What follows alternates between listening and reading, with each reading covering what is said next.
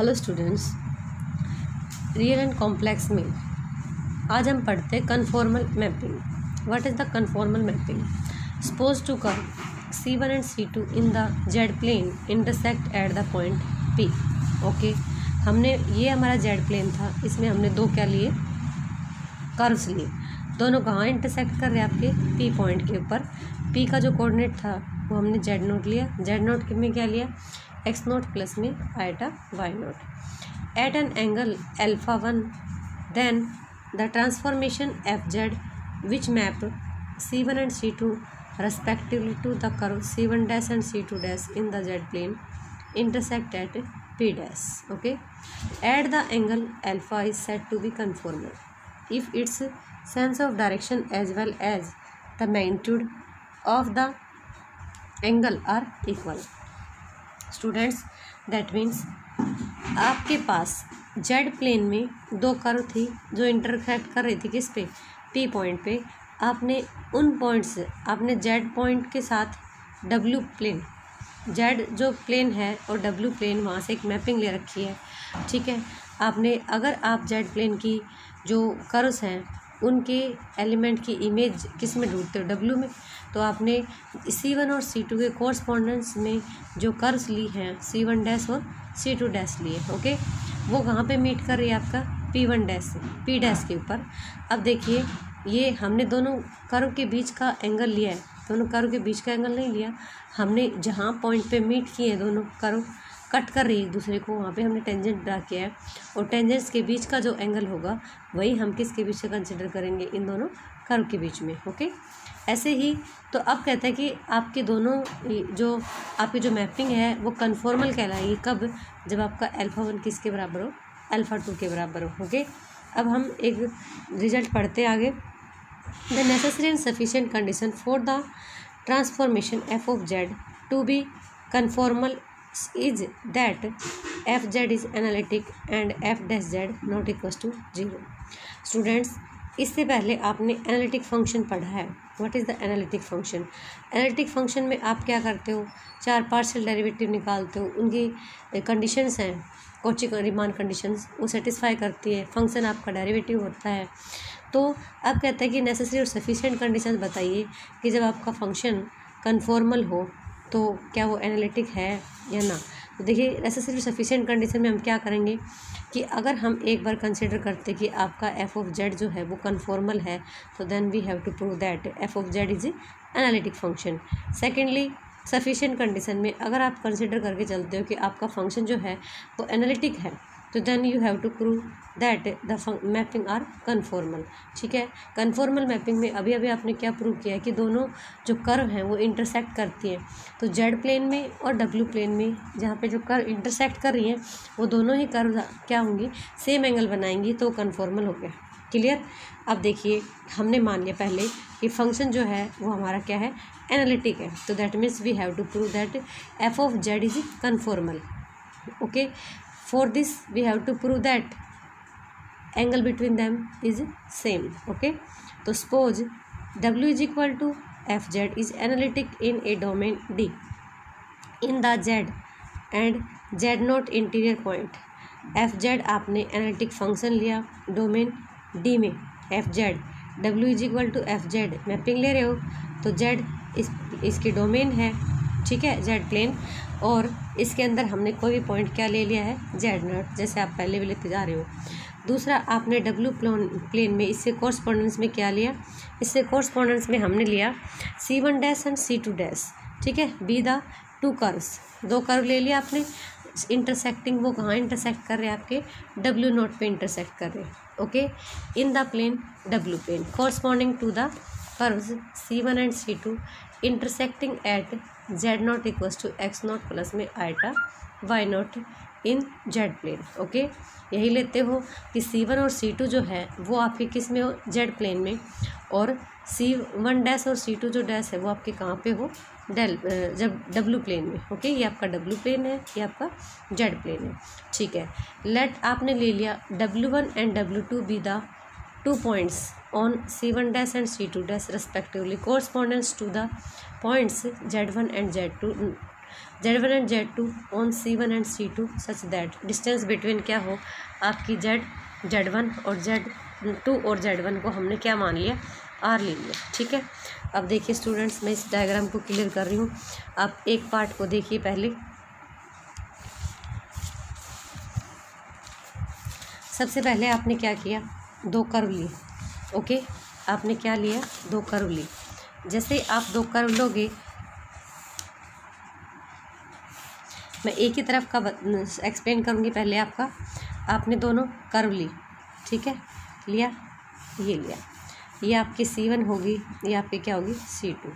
अब ये दोनों कहाँ पे इंटरसेक्ट कर रहे हैं, Z0 पे, तो Z0 ले लिया। अब एंगल निकालना है, मैंने क्या किया, ये टेंजेंट ड्रा कर दिया। ठीक है, अब इसके ऊपर भी क्या किया, टेंजेंट ड्रा किया। ये मेरा यहाँ पे कहीं भी जाके मीट होगा। ओके, तो देखिए ये C1 के साथ जो एंगल बना है, मैंने स्टूडेंट्स इसको क्या ले लिया, इसको क्या ले लिया, α1। और Z2 के साथ जो बना है उसको क्या ले लिया, α2 ले लिया। ओके, मैंने एक लाइन ड्रा की यहाँ पे हॉरिजॉन्टल। देखिए मैं थोड़ा सा पहले रिमाइंड करवा दी दूँ, कन्फॉर्मल का मतलब आप क्या ले रहे थे कन्फॉर्मल में, ये जो दोनों के बीच, दोनों टेंजेंट्स के बीच जो एंगल मिल रहा है आपका Z प्लेन और W प्लेन दोनों जगह में क्या होना चाहिए, सेम होना चाहिए। ठीक है, तो अब देखिए आपके पास ये जो है ये डिफरेंस है इन दोनों का, तो ये डिफरेंस कैसे निकालोगे।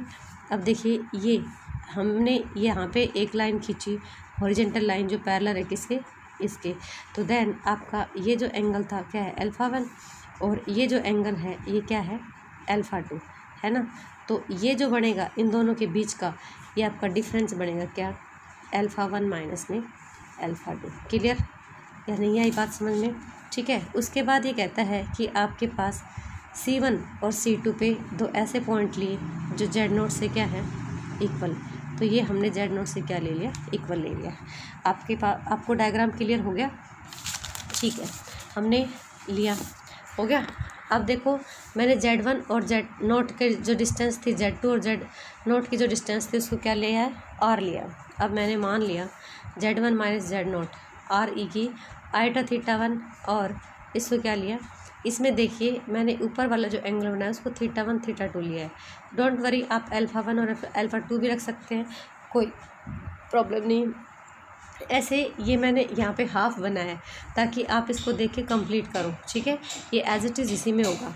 ओके, अच्छा नेक्स्ट आपके पास क्या है, let α1 α2 be the angle made by the tangent at Z0 to the curve C1 and C2। देखिए मैंने बार बार यही बता रही हूँ कि C1 और C2 के ऊपर जो टेंजेंट है उन्होंने इनिशियल जो लाइन है उसके साथ कौन कौन से एंगल बनाए, α1 और α2 बनाए। ठीक है, एट द पॉइंट किसके ऊपर, Z0 पे। देखो मैंने हॉरिजॉन्टल लाइन खींची थी Z0 पे, तो दोनों टेंजेंट जो है उनके एंगल ये है। ठीक है, अब क्या कहता है, विद रियल एक्सिस के साथ, सो दैट हमने ले लिया α1 टेंड करता है θ1 टेंड करता है α1 को, θ2 टेंड करता है किसको, α2 को। अगर θ1 और θ2 इस टाइप से टेंड करेंगे तो हमारे पास R क्या मिलेगा, 0 मिलेगा। ओके, ऑल्सो ये तो हमने किसका लिया, Z प्लेन का। ये स्टूडेंट्स मैं अभी बोल रही हूँ, मैंने हाफ डायग्राम लिया है ताकि आप इसको क्लियर करो। ठीक है, ये एज इट इज़ क्लियर होगा। मैंने कुछ इसका बना रखा है पार्ट, ये कुछ आपको एक्सप्लेन करने के लिए मैंने छोड़ा है, तो ये आप देखिए खुद ही बना सकते हो। Also suppose β1 β2 be the angle made by tangent at W2।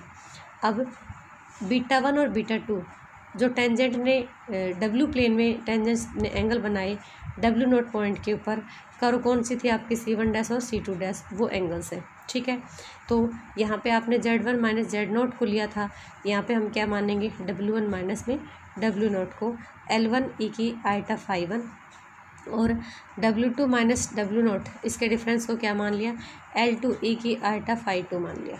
ठीक है, अच्छा जैसे वहाँ पे हमने क्या माना, θ1 टेंड करता है α1 को, θ2 टेंड करता है किसको, α2 को। Similarly here we can consider φ1 के टेंड टू β1 एंड φ1 टू ये φ2 टेंड टू β2।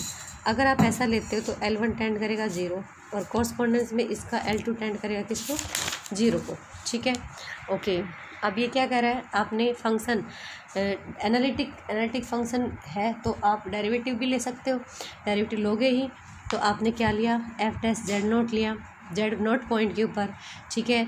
आप पर्टिकुलर पॉइंट पे ले रहे हो तो एफ डैश जेड नोट पे ले रहे हो तो देन क्या लिखोगे, लिमिट जेड टेंड करेगा Z note, okay. F of Z minus में हमने यहाँ पे क्या लगा दिया स्टूडेंट्स, इसकी जो डेफिनेशन थी एफ डैश ए कैसे लेते हो, लिमिट आपके एक्स टेंड करेगा ए और एफ ऑफ एक्स माइनस में एफ ऑफ ए अपॉन में एक्स माइनस में, ये डेफिनेशन लगा दी, ओके।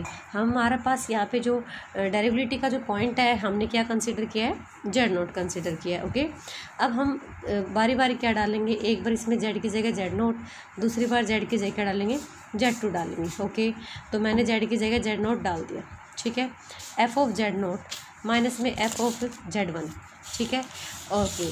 तो आप ये देखिए डब्ल्यू इज इक्वल टू क्या लेते हो, एफ ऑफ जेड लेते हो तो आपके पास W naught is equal to क्या बन जाएगा, एफ ऑफ ये बन जाएगा, और W one is equal to क्या बन जाएगा, एफ ऑफ जेड वन, ठीक है।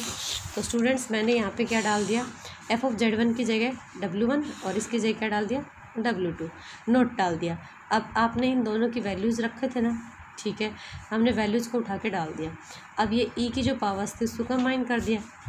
आपको क्या दे रखा था कि एफ डैश जेड नोट जो है नोट इक्वल्स टू क्या है, ज़ीरो, तो नोट इक्वल्स टू ज़ीरो है तो कुछ ना कुछ क्वांटिटी मिलेगी, ओके। तो हमने एफ डैश जेड नोट को किसके बराबर कंसिडर कर लिया, आर ई की आइटा लैम्डा के बराबर रख दिया, ठीक है। हमने कोरस्पोंडेंस में इसको इक्वेट किया तो ये तो हमारे पास कैपिटल आर की वैल्यू आ गई और लैम्डा की वैल्यू क्या आ गई, थीटा वन माइनस में फाइव वन माइनस में थीटा वन, ओके। अब हमने लिया आर को, लिया ओनली आर को उठाया, आर को उठाया, लिमिट लगाई, हमने क्या पढ़ा था वहाँ पे, आर टेंड, अगर आपका थीटा वन टेंड करता है अल्फा वन तो देन आर टेंड करेगा किसको, जीरो को, तो अकॉर्डिंग टू दिस हमने लगा दिया, ठीक है। और इधर भी हमने ये लगाया।